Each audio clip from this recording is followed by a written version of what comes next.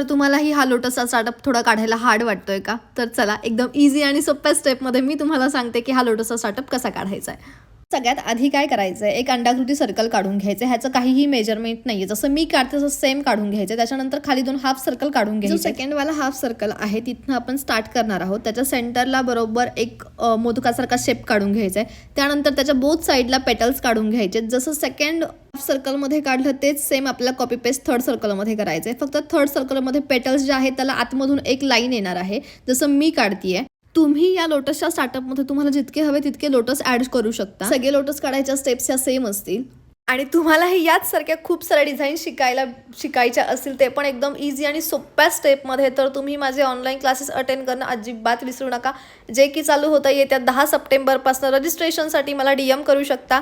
आणि अशाच प्रकारच्या नवनवीन टेक्निक्स आणि नवनवीन डिझाईन मी घेऊनच येत असेल. त्याच्या अपडेटसाठी माझ्या अकाउंटला फॉलो करायचं मात्र विसरू नका.